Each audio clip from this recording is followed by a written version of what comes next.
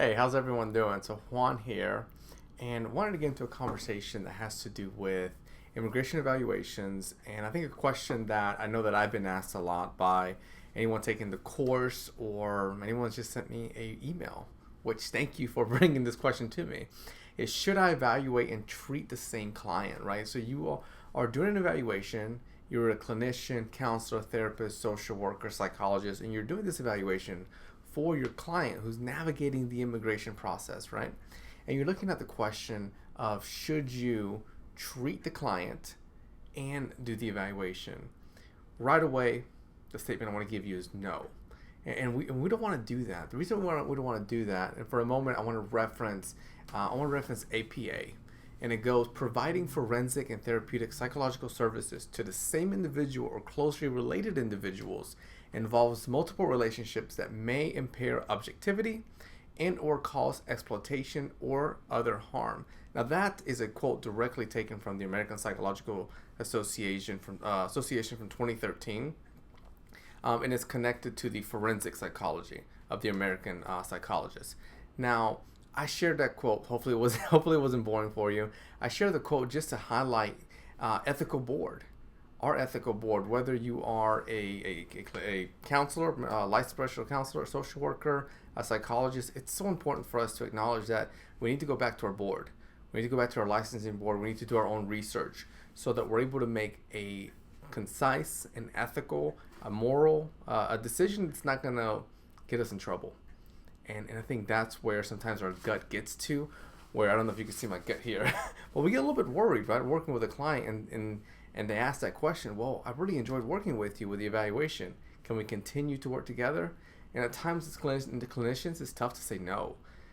Because, maybe we built a relationship, we feel close, we feel that we want to help. We are helpers at the end of the day. But I really encourage individuals to really say no, but also to look and check with your licensing board, do your own research, call your licensing board, call your professional insurance, and ask that question just so that you're covering all your bases. And then I think there's one more notion that I want to mention that could impact your relationship later down the road. So as mental health professionals, we go to some sort of mental health school, right? Whether you're a psychologist, a social worker, licensed professional counselor like myself, we go through that field, if you will, that walkway, that pathway. And attorneys go through law school. They go through their pathway. And I've had many, many situations where an attorney will reach out and say, Juan, you just got done working with, Steve.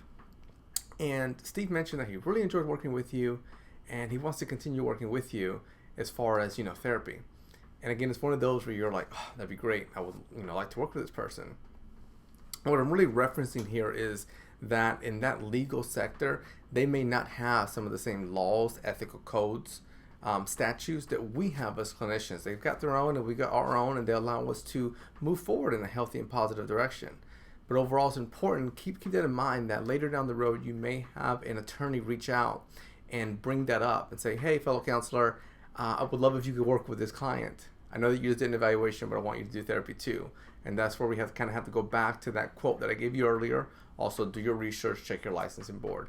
One of the strategies that I utilize, just as a fun fact, is that I make sure here in my area, I'm actually here in my office, here in my area, I make sure I have a strong list of counselors that I trust, clinicians that I trust, that know the immigration process, but prefer to do more of the counseling, the psychotherapy, and I keep a very tight, strong relationship with them so that whenever I completed my service, my evaluation with, let's say, Steve, and Steve's like, hey, so we did a UV, so he went through trauma, I really want to continue psychotherapy, I'm able to give him really strong resources that connect with the area that he's seeking support in.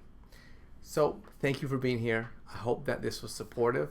I hope that you have an answer to the question, should I evaluate and treat the same client?